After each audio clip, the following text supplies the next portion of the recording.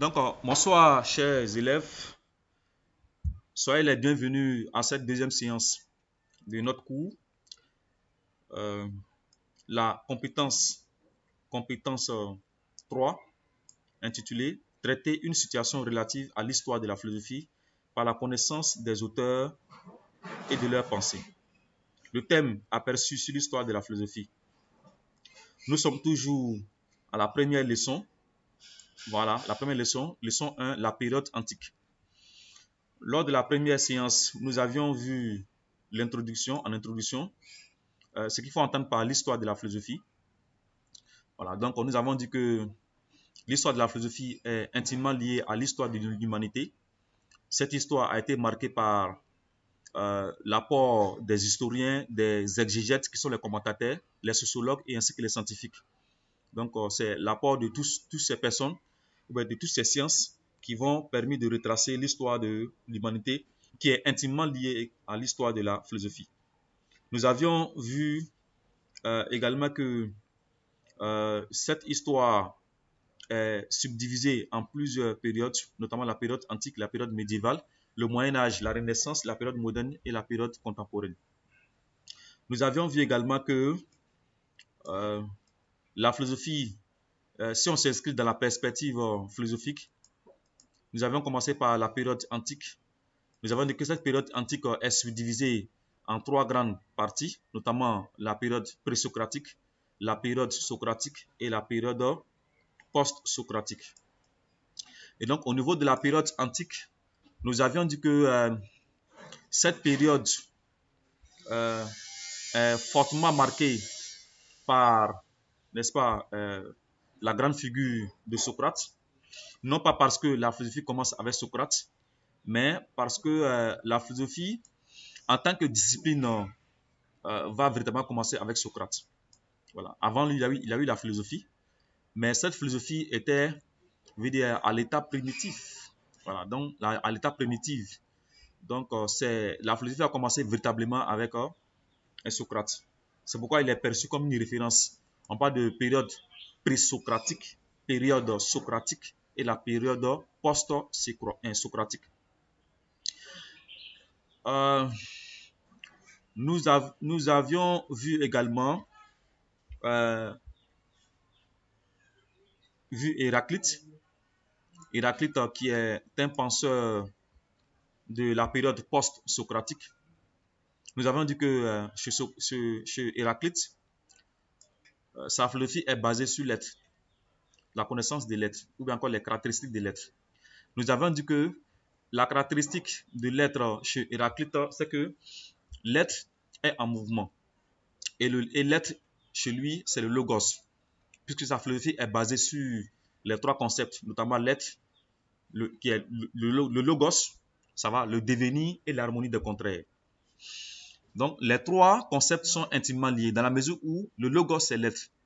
L'être, c'est Dieu. Voilà, l'être, c'est Dieu. L'être, c'est ce qui est au-delà de ce monde dans lequel nous vivons. Et donc, Héraclite va dire que cet être-là, il se présente à l'homme et en même temps, il se retire. Voilà. S'il se présente à l'homme et il se retire, cela voudrait dire que l'être est en mouvement. L'être est en mouvement, il est en perpétuel devenir. Mais le mouvement, le mouvement de l'être chez Héraclite, ce n'est pas un mouvement linéaire. Parce que le mouvement linéaire a un début et le mouvement linéaire a une fin. Mais chez Héraclite, ce n'est pas le cas. Chez Héraclite, nous sommes dans un mouvement cyclique. Nous sommes dans un mouvement cyclique, un devenir éternel, un devenir sans fin.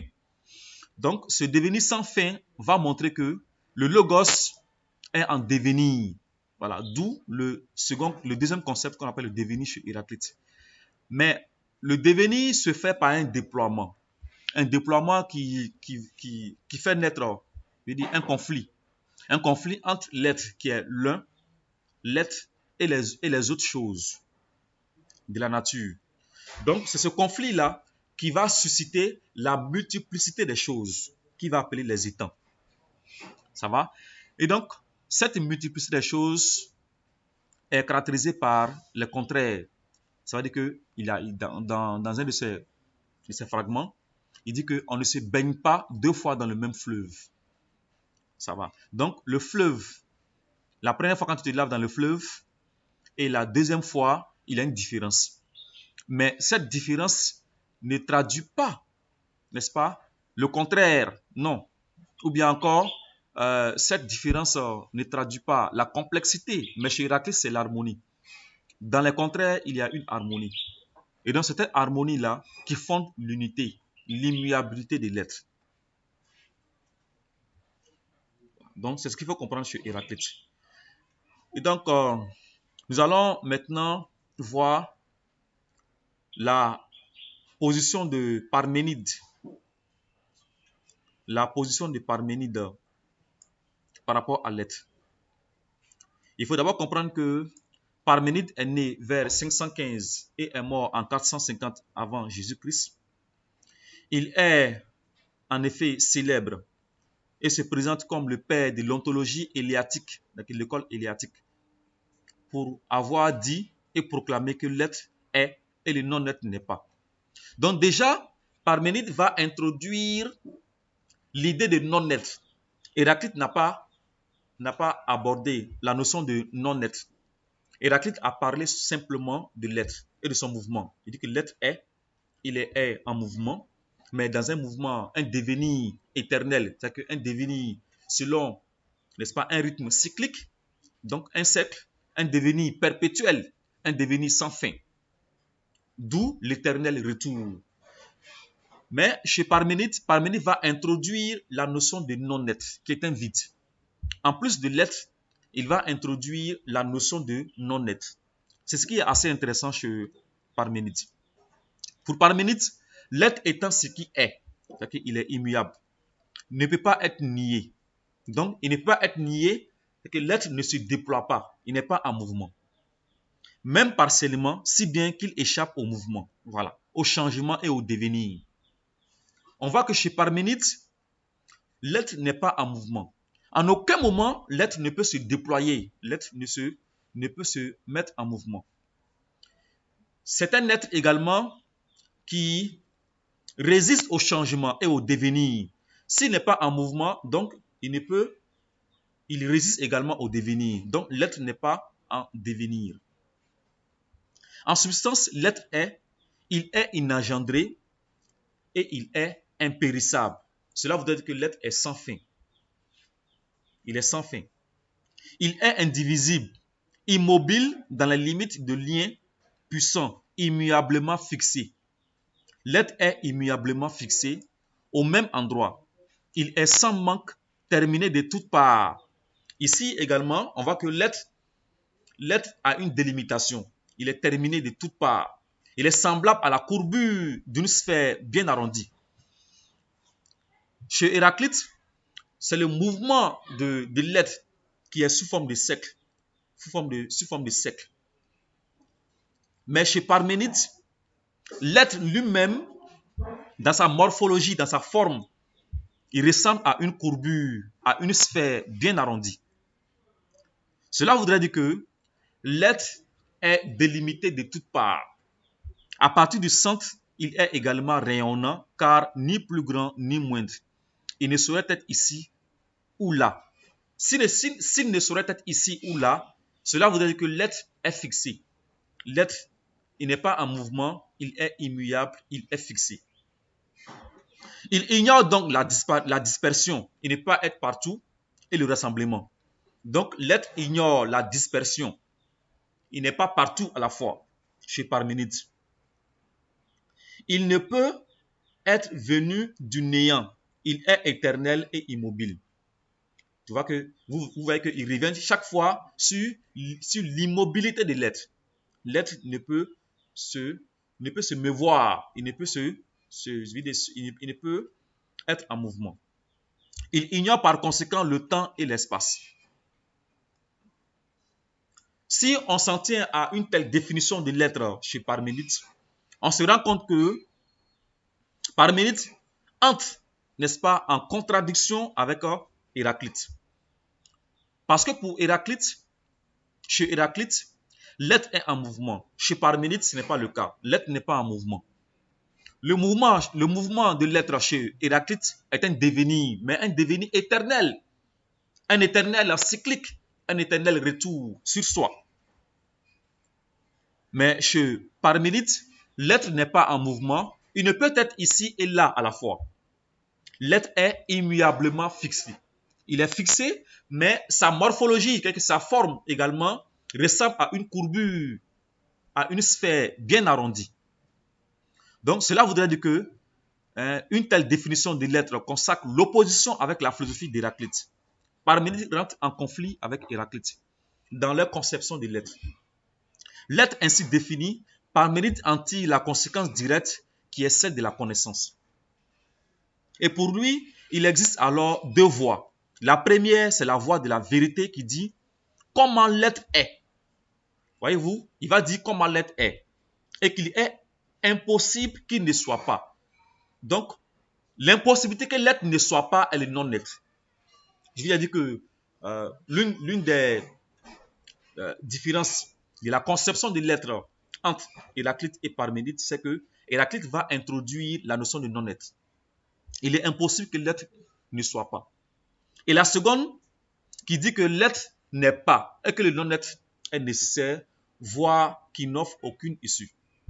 Donc, voici présenté l'être chez Parménide, l'être chez son prédécesseur qui est Héraclite. Vous devez faire un tableau récapitulatif pour voir quels sont les points de divergence de l'être chez Héraclite et chez Parménide et quels sont les points de convergence également. Parce que justement, il y a des points de convergence. Je vais faire un récapitulatif. C'est que au niveau des points de divergence, c'est que chez Héraclite, l'être est en mouvement. Il faut retenir ça pour de bon. L'être est en mouvement. L'être, c'est le logos chez lui. Mais le logos est en mouvement. Le logos n'est pas statique. Ça va? Il est en mouvement. Il est en mouvement. Son mouvement, c'est un devenir perpétuel, un devenir qui va souvent se nier dans son déploiement pour donner naissance aux choses, les étangs. Ça va? Donc, l'être en donnant naissance, en se niant pour donner naissance aux choses, les étangs dans la nature, il va naître, n'est-ce pas, un conflit entre l'être qui se nie, qui se déploie pour donner naissance aux choses. Mais ce conflit, justement, c'est ce conflit-là qui va donner naissance à toutes les choses. Donc, c'est vrai qu'il y a une contrariété entre l'être et les étangs et les choses, mais c'est cette contrariété qui va faire naître l'harmonie ou bien encore qui va faire naître l'immuabilité, dans la mesure où les choses issues de l'être vont se nier également et vont se déployer pour redevenir l'être, pour redevenir l'un, l'unique, l'immuabilité chez Héraclite. Mais chez Parménide, l'être n'est pas en mouvement, l'être est statique, il est immobile. L'être également ne se nie pas, donc il ne se déploie pas, il n'est pas en mouvement, il est statique.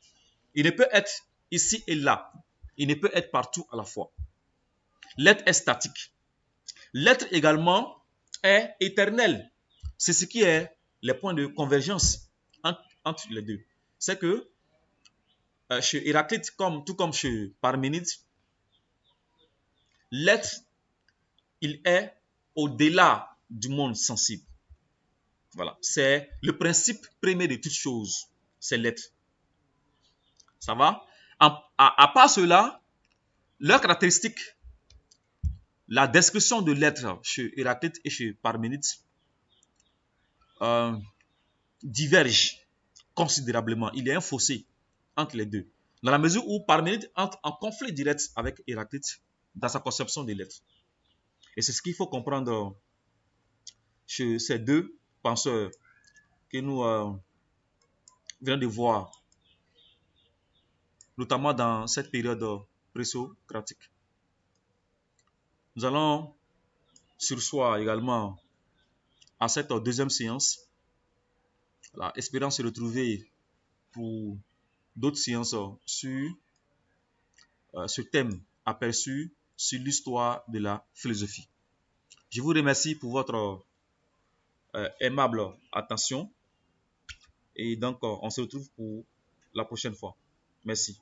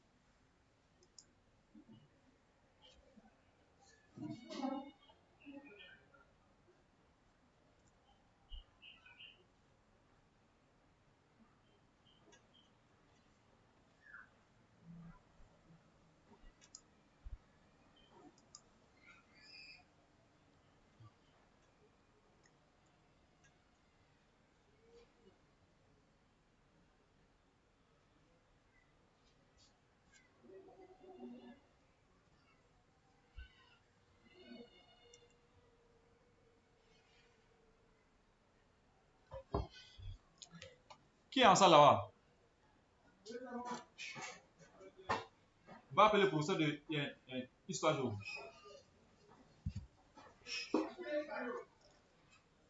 Oui.